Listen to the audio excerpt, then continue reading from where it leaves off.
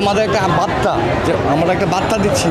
বর্তমান ইন্ডিয়ান গভর্নমেন্টকে যে আপনারা যে কোনো অপশক্তি কোনো ষড়যন্ত্র করে পার পাবেন না। 24 সালে আমরা যে জুলাই বিপ্লবে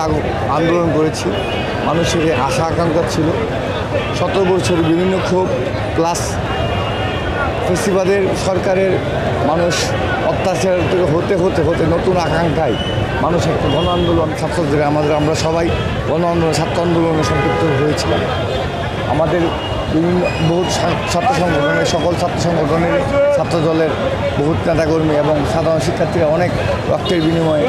আজকের ইন্টারিয়াম গভর্নমেন্ট তৈরি হয়েছে। কিন্তু ইন্টারিয়াম গভর্নমেন্ট তৈরি হওয়ার পর থেকেই আপনার যখন সরকার গঠন করেছে, সরকার গঠিত হয়েছে উপদেষ্টা আমাদের যারা ইন্টারিয়াম গভর্নমেন্টের যারা আশার আলো দেখিয়েছে, বৈষম্যহীন বাংলাদেশ গড়ে তোলার লক্ষ্যে যারা মানুষকে স্বপ্ন দেখিয়েছেন, তারাই 5 আগস্ট পরবর্তী ইন্টারিয়াম গভর্নমেন্টে তারা উপদেষ্টা হয়ে এবং তারা তাদের আসল যে মৌলিক দিকগুলো ছিল এগুলো ভুলে গিয়ে একবারে প্রত্যেকটি রাষ্ট্রের প্রত্যেকটি প্রতিষ্ঠানে তাদের তদবির বাণিজ্য, আপনার নিয়োগ বাণিজ্য সকল কিছু দুর্নীতি করে মানে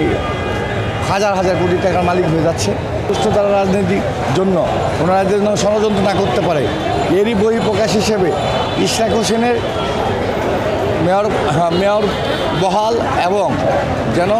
এটা আমাদের একটা বার্তা যে আমরা একটা বার্তা দিচ্ছি